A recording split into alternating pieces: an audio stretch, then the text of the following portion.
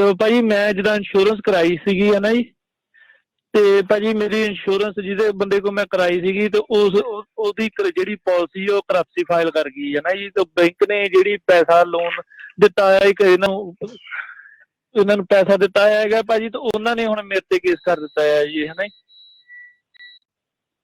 ਜੀ। ਭਾਜੀ ਉਹਦੇ ਬਾਰੇ, ਹਾਂਜੀ ਉਹਦੇ ਬਾਰੇ ਮੈਨੂੰ ਐਡਵਾਈਸ ਚਾਹੀਦੀ ਆ ਵੀ ਭਾਜੀ, ਕਿਉਂਕਿ ਕੋਰਟ ਦੀ ਡੇਟ ਕੀ ਪਹਿਲੀ ਹੀਅਰਿੰਗ ਹੋਈ ਆ, ਜਿੱਦਾਂ ਹੁਣ ਮੇਰੀ ਸੈਕੰਡ ਤੇ ਆ ਜੀ, ਮੈਨੂੰ ਨਾ ਤਾਂ ਕੋਈ ਅਟਰਨੀ ਲੱਭ ਰਿਹਾ ਜੀ। ਮੈਨੂੰ ਸੁਝਾਅ ਦਿਓਗੇ ਆਪਾਂ ਕੀ ਕਰ ਸਕਦੇ ਇਹਦੇ ਲਈ, ਜੇ ਆਪਾਂ ਹਰਜੋਤ ਭਾਜੀ ਇਹਦੇ ਵਿੱਚ ਮੈਂ ਕਰਦਾ ਤਾਂ ਨਹੀਂ, ਪਰ ਨੌਲੇਜ ਮੈਨੂੰ ਸਾਰਾ ਹੈਗਾ। ਇਹ ਮੋਸਟ ਪ੍ਰੋਬਬਲੀ ਪਹਿਲੀ ਗੱਲ ਤਾਂ ਇਹਨੇ ਰਿਟੈਂਸ਼ਨ ਗਰੁੱਪ ਵਾਲੀ ਇੰਸ਼ੋਰੈਂਸ ਕਰਾਈ ਆ। ਜੇ ਤਾਂ ਵੱਡੀ ਕੰਪਨੀ ਹੁੰਦੀ, ਮੈਨੂੰ ਨਹੀਂ ਲੱਗਦਾ ਕੋਈ ਵੱਡੀ ਕੰਪਨੀ ਜਿਹੜੀ ਹੈ ਬੈਂਕਰਪਸੀ ਫਾਈਲ ਕਰਦੀ। ਆਪਾਂ ਰਿਟੈਂਸ਼ਨ ਗਰੁੱਪ ਜਿਹੜੇ ਹੁੰਦੇ ਆ ਉਹ ਸਸਤੀ ਇੰਸ਼ੋਰੈਂਸ ਦੇਖ ਕੇ ਲੈ ਲੈਂਦੇ ਆ, ਤੇ ਉਹ ਬਹੁਤ ਵਾਰੀ ਬੈਂਕਰਪਸੀ ਫਾਈਲ ਕਰ ਜਾਂਦੇ ਆ। ਪਰ ਉਹ ਵੀ ਉਹਨੂੰ ਜਿੱਦਾਂ ਡਿਪਾਰਟਮੈਂਟ ਆਫ ਇੰਸ਼ੋਰੈਂਸ ਬੈਕਅਪ ਉਹਦਾ ਹੁੰਦਾ ਹੈਗਾ, ਪਰ ਉਹ ਪ੍ਰੋਸੈਸ ਕਾਫੀ ਲੰਮਾ ਆ। ਸੋ ਉਹ ਤੁਸੀਂ ਕੋਰਟ 'ਚ ਜਾ ਕੇ ਕਹਿ ਸਕਦੇ ਆ ਵੀ ਮੈਂ ਆਹ ਇੰਸ਼ੋਰੈਂਸ ਕਰਾਈ ਸੀ, ਇਹਨਾਂ ਨੇ ਬੈਂਕਰਪਸੀ ਫਾਈਲ ਕਰਤੀ ਆ, ਤੇ ਉਹ ਡਿਪਾਰਟਮੈਂਟ ਆਫ ਇੰਸ਼ੋਰੈਂਸ ਜਿਹੜੀ ਆ ਉਹਨਾਂ ਨਾਲ ਵੀ ਤੁਸੀਂ ਜਿਹੜੀ ਗੱਲ ਕਰ ਸਕਦੇ ਆ। ਡਿਪਾਰਟਮੈਂਟ ਕੈਲੀਫੋਰਨੀਆ, ਜੇ ਕੈਲੀਫੋਰਨੀਆ 'ਚ ਤੁਸੀਂ ਜਾਂ ਜਿਹੜੀ ਵੀ ਸਟੇਟ 'ਚ ਆ ਉੱਥੇ ਦੀ ਡਿਪਾਰਟਮੈਂਟ ਆਫ ਇੰਸ਼ੋਰੈਂਸ ਨਾਲ ਵੀ ਮੈਂ ਹੁਣ ਕੀ ਕਰਾਂ, ਉਹ ਤੁਹਾਨੂੰ ਸਹੀ ਸਲਾਹ ਦੇਊਗੇ ਜੀ। Thank you.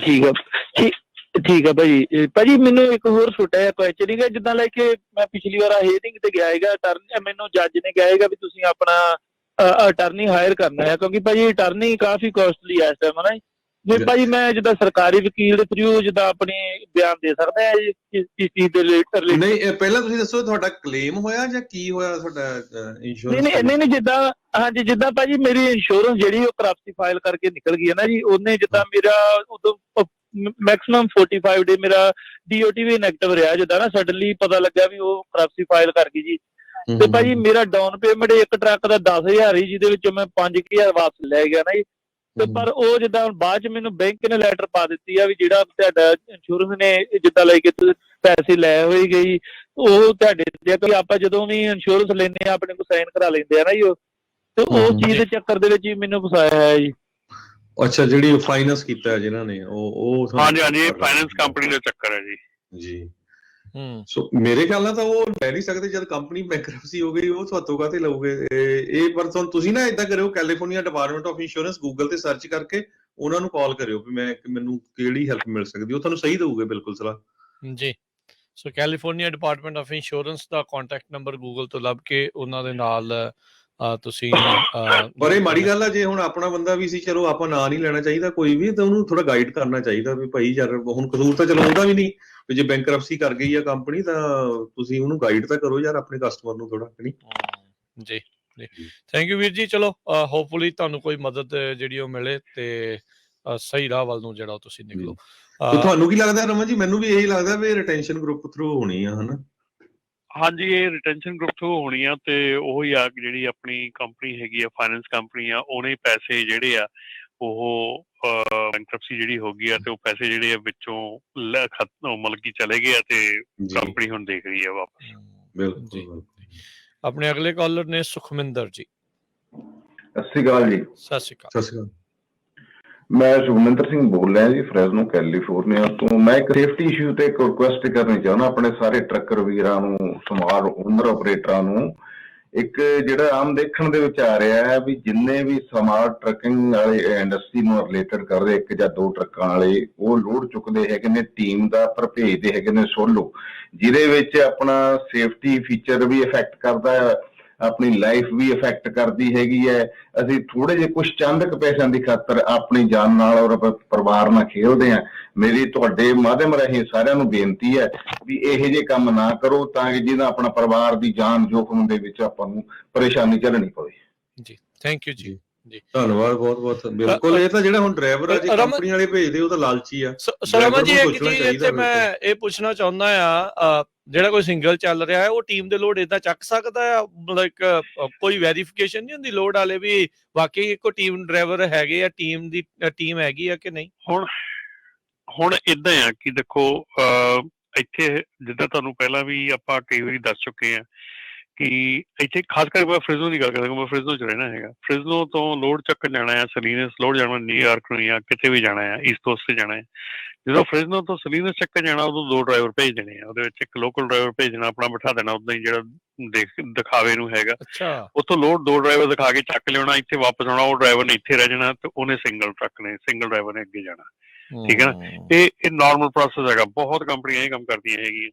ਬਹੁਤ ਕੰਪਨੀਆਂ ਜਿਹੜੀਆਂ ਆ ਉਹ ਖਾਮ ਖਾਈ ਉਦਾਂ ਹੀ ਬੰਦਾ ਵਿੱਚ ਬਿਠਾ ਦਿੰਦੀਆਂ, ਔਰ ਉੱਥੇ ਜਾ ਕੇ ਉਹਨਾਂ ਨੇ ਬੰਦਾ ਦੇਖਣਾ ਹੁੰਦਾ, ਬੰਦਾ ਸੈਕਿੰਡ ਉਹਦੇ ਵਿੱਚ ਬੈਠਾ ਆ।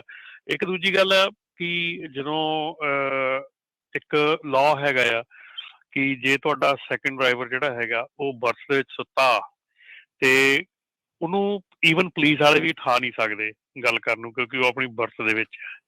ਅਨਲੈਸ ਅੰਟਲ ਇਹ ਨੈਸੈਸਰੀ ਆ, ਕੋਈ ਬਹੁਤ ਐਮਰਜੈਂਸੀ ਆ ਕਿ ਉਹਨੂੰ ਉਠਾਉਣਾ ਪਵੇ, ਅਨਲੈਸ ਅੰਟਲ ਉਹਨੂੰ ਕੋਈ ਐਮਰਜੈਂਸੀ ਆ ਉਹਨੂੰ ਉਹ ਵੀ ਉਠਾਉਂਦੇ ਨਹੀਂ। ਸੋ ਪਰਦਾ ਬੰਦ ਕਰਕੇ ਕਹਿੰਦੇ ਮੇਰਾ ਦੂਜਾ ਡਰਾਈਵਰ ਸੁੱਤਾ, ਸੋ ਉਹ ਲੀਗਲੀ ਉਹਨੂੰ ਉਠਾ ਨਹੀਂ ਸਕਦੇ। ਸੋ ਇਸ ਕਰਕੇ ਉਹ ਕਈ ਬੰਦੇ ਇਸ ਚੀਜ਼ ਦਾ ਫਾਇਦਾ ਲੈ ਜਾਂਦੇ ਆ। ਉਹ ਹਾਂ, ਸੋ ਉਹ ਲੈ ਜਾਂਦੇ ਫਾਇਦਾ। ਫਿਰ ਲਾਇਸੈਂਸਿਸ ਏਦਾਂ ਆ, ਤੁਹਾਨੂੰ ਪਤਾ, ਤੁਹਾਨੂੰ ਦੱਸ ਰਹੇ ਕਿ ਇੱਕ ਆ ਵੀ ਬੜੀ ਬਹੁਤ ਵੱਡੀ ਬਿਮਾਰੀ ਚੱਲ ਰਹੀ ਆ ਕਿ ਇੱਕ ਡਰਾਈਵਰ ਜਦੋਂ ਇੱਕ ਕੰਪਨੀ ਨੂੰ ਛੱਡ ਜਾਂਦਾ ਤੇ ਉਹਦੀ ਜਿਹੜੀ ID ਹੈਗੀ ਆ, ਜਿਹੜੀ ਆਪਣੀ ਯੂਜ਼ ਕਾਰ ELD ਦੀ ID ਜਿਹੜੀ ਆ ਉਹ ਯੂਜ਼ ਹੁੰਦੀ ਰਹਿੰਦੀ ਆ ਪਿੱਛੇ। ਸੋ ਉਹ ਜਿਹੜੀਆਂ ਚੀਜ਼ਾਂ ਹੈਗੀਆਂ ਉਹ ਏਦਾਂ ਕਰਾ ਕੇ ਮਤਲਬ ਕਿ ਆਪਣੇ ਬੰਦੇ ਲੂਪ ਹੋਲ ਤਾਂ ਬਹੁਤ ਪਰਫੈਕਟਲੀ ਲੱਭ ਲੈਂਦੇ ਆ। ਸੋ ਇਹ ਚੀਜ਼ਾਂ ਜਿਹੜੀਆਂ ਇਹ ਨਾਰਮਲ ਹੈਗੀਆਂ ਕਰਦੇ ਹੈਗੇ ਆ। ਬਟ ਅਗੇਨ ਜਿਹੜਾ ਇਹ ਸਿਨੈਰੀਓ ਹੈਗਾ ਇਹਦੇ ਵਿੱਚ ਜਿੱਦਾਂ ਕਿ ਭਾਈ ਸਾਹਿਬ ਨੇ ਕਾਲ ਕੀਤੀ, ਜਿਹਨਾਂ ਨੂੰ ਦੱਸਿਆ ਕਿ ਇਹ ਬਹੁਤ ਵੱਡਾ ਸੇਫਟੀ ਇਸ਼ੂ ਆ, ਕਿਉਂਕਿ ਤੁਸੀਂ ਟੀਮ ਦਾ ਲੋਡ ਚੱਕਿਆ। ਟੀਮ ਦਾ ਲੋਡ ਮਤਲਬ ਕਿ ਤੁਹਾਡਾ ਟਰੱਕ 24/7 ਚੱਲਣਾ ਹੈ। ਠੀਕ ਹੈ ਨਾ, ਤੁਹਾਡਾ ਟੀਮ ਦੇ ਲੋਡ ਦਾ ਮਤਲਬ ਇਹ ਕਿ ਟਰੱਕ ਨੇ ਖੜਨਾ ਨਹੀਂ ਕਿਤੇ ਵੀ, ਮਤਲਬ ਸੌਣ ਵਾਸਤੇ। ਹੁਣ ਜਿਹੜਾ ਸਿੰਗਲ ਡਰਾਈਵਰ ਉਹਨੇ ਖੜਨਾ ਹੀ ਹੈ, ਕੀ ਕਰੂ? ਅੱਛਾ, ਜੇ ਨਹੀਂ ਖੜੂਗਾ ਤੇ ਇਹਦਾ ਮਤਲਬ ਕਿ ਉਹ ਓਵਰ ਜਾਊਗਾ, ਆਪਣੇ ਘੰਟਿਆਂ ਤੋਂ ਬਿਲਕੁਲ ਓਵਰ ਜਾਊਗਾ। ਤੇ ਇੱਥੇ ਇਹੋ ਹੀ ਮਸਲੇ ਦਾ ਇਹੋ ਹੀ ਸਾਰਾ ਰੌਲਾ ਆ ਕਿ ਜਦੋਂ ਆਪਾਂ ਟੀਮ ਦੇ ਲੋਡ ਜਿਹੜੇ ਆ ਉਹ ਸਿੰਗਲ ਸੋਲੋ ਚੱਕ ਲੈਂਦਾ ਆ, ਉਹ ਇਹ ਹੁੰਦਾ ਵੀ ਟੀਮ ਦੇ ਜਿਹੜਾ $500-700 ਉਹ ਜ਼ਿਆਦਾ ਦਿੰਦੇ ਆ, ਕਿਉਂਕਿ ਬੰਦੇ ਨੂੰ ਦੋ ਨਹੀਂ ਜਾਣਾ ਹੁੰਦਾ, ਉਹ ਬੰਦਾ ਇੱਕੋ ਹੀ ਹੁੰਦਾ। ਸੋ ਸਾਡੇ ਇੱਥੇ ਹੁਣ ਟਰੱਕਿੰਗ ਇੰਡਸਟਰੀ ਦੇ ਵਿੱਚ ਨਾ ਇੱਕ ਨਾਰਮਲ ਵਰਡ ਹੈਗਾ ਭਾਜੀ, ਖਿੱਚ ਕੇ ਲੋਡ ਲਾ ਦਿੰਦਾ ਸਾਡਾ ਡਰਾਈਵਰ। ਸਾਡਾ ਡਰਾਈਵਰ ਜੀ ਸੋਲੋ ਹੈਗਾ ਪਰ ਉਹ ਟੀਮ ਦੇ ਲੋਡ ਲਾਉਂਦਾ ਸਾਰੇ। ਸੋ ਇਹ ਚੀਜ਼ ਬੜੀ ਪ੍ਰਾਊਡਲੀ ਕਹੀ ਜਾਂਦੀ ਆ ਇੰਡਸਟਰੀ ਦੇ ਵਿੱਚ ਵੀ ਸਾਡਾ ਬੰਦਾ ਜਿਹੜਾ ਆ ਉਹ ਸੋਲੋ ਆ ਪਰ ਚੱਲਦਾ ਟੀਮ ਵਾਂਗੂ ਆ। ਜੀ ਇਹ ਤਾਂ ਫਿਰ ਉਹੀ ਗੱਲ ਹੋਈ ਰਮਨ ਜੀ, ਜਿੱਦਾਂ ਇੱਥੇ ਕਈ ਵਾਰੀ ਕਾਰਪੂਲ ਲੇਨ ਦੇ ਵਿੱਚ ਉਹ ਡੰਮੀ ਨਾਲ ਬਿਠਾ ਦਿੰਦੇ ਆ, ਉੱਤੇ ਚਾਦਰ ਜੀ ਪਾ ਦੇਣੀ ਆ ਵੀ 2 ਜਣੇ ਬੈਠੇ ਆ, ਤੇ ਉਹ ਪਿੱਛੇ ਵੀ ਏਦਾਂ ਹੀ ਜੇ ਰੱਖਿਆ ਹੋਵੇ ਤਾਂ ਪੁਲਿਸ ਨੂੰ ਕਹਿੰਦਾ ਜੀ ਸੁੱਤਾ ਆ ਬੰਦਾ। ਹਾਂਜੀ, ਇਹ ਕੰਮ ਯੂਜੂਅਲ ਹੈਗਾ, ਨਾਰਮਲ ਹੈਗਾ, but it's again it's a big issue for the safety. ਤੇ ਐਨਫੋਰਸਮੈਂਟ ਵਾਲੇ ਜਿੱਦਾਂ ਤੁਸੀਂ ਕਿਹਾ ਵੀ ਕਿਉਂਕਿ ਲੂਪ ਹੋਲ ਏਡਾ ਵੱਡਾ ਹੈ ਵੀ ਪਰਦੇ ਦੇ ਪਿੱਛੇ ਕੀ ਆ ਉਹ ਦੱਸ ਨਹੀਂ ਸਕਦੇ। ਸੋ ਉਹ ਬੜੀ ਸਥਿਤੀ ਜਿਹੜੀ ਉਹ ਬੈਡ ਆ ਵੀ ਕੁਛ ਵੀ ਜਿਹੜਾ ਉਹ ਕਹਿ ਕੇ ਇੱਦਾਂ ਕਰ ਰਹੇ, ਪਰ ਦੇਖੋ ਹੈ ਤਾਂ ਪ੍ਰੋਬਲਮ ਹੀ ਆ ਜੀ। ਤੇ ਇਹਦੇ ਨਾਲ ਤੁਸੀਂ ਆਪਣੀ, ਜਿੱਦਾਂ ਇਹਨਾਂ ਨੇ ਕਿਹਾ ਵੀ ਆਪਣੀ ਤਾਂ ਆਪਣੇ ਪਰਿਵਾਰ ਦੀ ਨਹੀਂ, ਤੁਸੀਂ ਸੜਕ ਦੇ ਉੱਤੇ ਕਈਆਂ ਦੀ ਹੋਰ ਜਾਨ ਖਤਰੇ 'ਚ ਪਾ ਰਹੇ ਆ। ਮਾਰੇ ਆ ਕਿੰਨੇ ਲੋਕ ਜਿਹੜੇ ਆਲਰੇਡੀ ਇਸ ਦੇ ਕਰਕੇ ਮਰ ਚੁੱਕੇ ਆ, ਤੇ ਜੇ ਇਹੀ ਚੱਲਦੇ ਰਹੇ ਤੇ ਪਤਾ ਨਹੀਂ ਹੋਰ ਕਿੰਨੇ ਅੱਖ ਦੀ ਜਾਨ ਜਿਹੜੀ ਇਸ ਦੇ ਵਿੱਚ ਜਾਣੀ ਹੈਗੀ ਆ। ਸੋ ਇਸੇ ਕਰਕੇ ਜਿੰਨੇ ਵੀ ਰਮਨ ਜੀ ਤੇ ਰਾਜ ਜੀ ਜਿਹੜੇ ਵਰਡਿਕਟ ਹੁੰਦੇ ਆ, ਜਿਹੜੇ ਜੱਜ ਦਿੰਦੇ ਆ, ਉਹ ਕੋਈ 10 ਮਿਲੀਅਨ 20 ਮਿਲੀਅਨ 50 ਮਿਲੀਅਨ ਦੇ ਦਿੰਦੇ ਆ ਜਦੋਂ ਵੱਡਾ ਐਕਸੀਡੈਂਟ ਹੁੰਦਾ। ਈਵਨ ਅੱਜ ਇਹ ਖਬਰ ਆ ਰਹੀ ਹੈ ਇੱਕ ਇਲੀਨੋਇਸ ਸਟੇਟ ਦੇ ਵਿੱਚ ਕੰਪਨੀ ਸੀਗੀ, ਉਹਨਾਂ ਨੂੰ $10 ਮਿਲੀਅਨ ਦਾ ਵਰਡਿਕਟ ਉਹਨਾਂ ਦੇ ਅਗੇਂਸਟ ਹੋਇਆ ਤੇ ਹੁਣ ਉਹਨਾਂ ਨੇ ਬੈਂਕਰਪਸੀ ਫਾਈਲ ਕੀਤੀ ਆ। ਸੋ ਜੱਜਸ ਦਾ ਮਤਲਬ ਇਹ ਹੈ ਵੀ ਵੱਡੇ ਕਲੇਮ ਹੋਣ ਤਾਂ ਕਿ ਲੋਕਾਂ ਨੂੰ ਅਕਲ ਆਵੇ। ਪਰ ਹੁਣ ਆਪਾਂ ਦੇਖਦੇ ਹੀ ਆ, ਜਿੱਦਾਂ ਭਾਈ ਸਾਹਿਬ ਕਹਿ ਕੇ ਗਏ ਆ, ਦੇਖੋ ਜ਼ਿੰਦਗੀ ਤਾਂ ਤੁਹਾਡੀ ਆ, ਤੁਸੀਂ ਬਚ ਕੇ ਚੱਲੋ, ਹਨਾ। ਬਿਲਕੁਲ।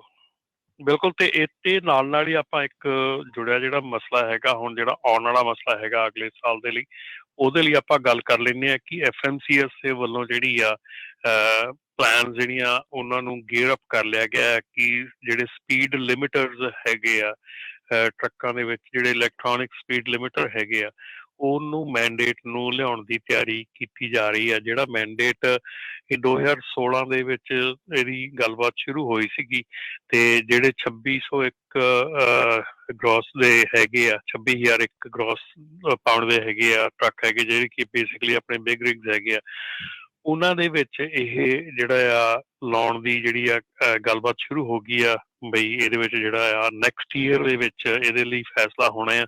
ਸੋ ਹੁਣ ਜਿਹੜਾ FMCS ਨੇ ਨੋਟਿਸ ਆਫ ਇੰਟੈਂਟ ਜਿਹੜਾ ਆ ਉਹ ਸਬਮਿਟ ਕੀਤਾ ਹੈਗਾ ਟੂ ਸੋਲਿਸਿਟਡ ਕਮੈਂਟਸ, ਜਿਹੜੇ ਕਿ ਲੋਕਾਂ ਦੇ ਕਮੈਂਟਸ ਲੈਣੇ ਹੈਗੇ ਆ ਕਿ ਉਹਨਾਂ ਦਾ ਕੀ ਖਿਆਲ ਹੈਗਾ ਇਹਦੇ ਬਾਰੇ 'ਚ। ਜਿਹੜੀਆਂ ਕਾਫੀ ਜਿਹੜੀਆਂ ਏਜੰਸੀਜ਼ ਹੈਗੀਆਂ ਆ, ਕਾਫੀ ਜਿਹੜੀਆਂ ਸੇਫਟੀ ਕੰਪਨੀਆਂ ਹੈਗੀਆਂ, ਸੇਫਟੀ ਆਰਗੇਨਾਈਜੇਸ਼ਨਸ ਹੈਗੀਆਂ, ਉਹ ਇਹਦੇ ਵੱਲ ਹੈਗੀਆਂ, ਇਹਦੀ ਮਤਲਬ ਕਿ ਇਹਦੇ ਹੱਕ 'ਚ ਹੈਗੀਆਂ। ਸੋ ਬੇਸਿਕਲੀ ਸਪੀਡ ਲਿਮਿਟਰ ਕੀ ਹੈਗਾ ਕਿ ਟਰੱਕ ਨੂੰ ਇਲੈਕਟ੍ਰੋਨਿਕਲੀ, ਜਿੱਦਾਂ ਆਪਾਂ ਕਹਿੰਦੇ ਹਾਂ ਗਵਰਨਰ ਦੇ ਨਾਲ ਉਹਦੀ ਸਪੀਡ ਬੰਨ ਦਿੱਤੀ ਜਾਂਦੀ ਆ, ਸੋ ਉਹ ਜਿਹੜੀ ਸਪੀਡ ਹੈਗੀ ਆ ਇਲੈਕਟ੍ਰੋਨਿਕਲੀ ਉਹਦੀ ਸਪੀਡ ਜਿਹੜੀ ਆ ਉੱਥੇ ਬੰਨ ਦਿੱਤੀ ਜਾਊਗੀ। ਸੋ ਉਹਦੇ ਕਰਕੇ ਜਿਹੜਾ ਆ ਉਹ ਕਹਿੰਦੇ ਕਿ ਜਿਹੜੇ ਹੁਣ ਆਪੋਜੀਸ਼ਨ 'ਚ ਹੈਗੇ ਆ ਉਹ ਕਹਿੰਦੇ ਆ ਕਿ ਇਹਦੇ ਨਾਲ ਟਰੱਕਾਂ ਤੇ ਕਾਰਾਂ ਦੇ ਵਿੱਚ ਸਪੀਡ ਦਾ ਫਰਕ ਬਹੁਤ ਜ਼ਿਆਦਾ ਹੋ ਜਾਊਗਾ ਫਿਰ, ਤੇ ਉਹਦੇ ਨਾਲ ਜਿਹੜੇ ਐਕਸੀਡੈਂਟਸ ਆ ਉਹ ਵਧਣਗੇ। ਜਿੱਥੇ ਕਿ ਜਿਹੜੇ ਇਹਦੇ ਹੱਕ ਦੇ ਵਿੱਚ ਆ ਉਹ ਇਹ ਕਹਿ ਰਹੇ ਆ ਕਿ ਕਿਉਂਕਿ ਟਰੱਕਾਂ ਦੀ ਸਪੀਡ ਬਹੁਤ ਜ਼ਿਆਦਾ ਹੈਗੀ ਆ, ਔਰ ਜਿੰਨੇ ਮੈਜੋਰਟੀ ਐਕਸੀਡੈਂਟ ਹੁੰਦੇ ਆ ਉਹਨਾਂ ਦੇ ਵਿੱਚ ਡਾਟਾ ਹੈਗਾ ਕਿ ਜਿਹਦੇ ਵਿੱਚ ਕਿ ਸਪੀਡ ਜਿਹੜੀ ਆ ਉਹ ਕਾਜ਼ ਬਣਦੀ ਆ ਐਕਸੀਡੈਂਟ ਦਾ, ਔਰ ਨੁਕਸਾਨ ਬਹੁਤ ਜ਼ਿਆਦਾ ਹੁੰਦਾ ਹੈ ਸਪੀਡ ਦੇ ਕਰਕੇ।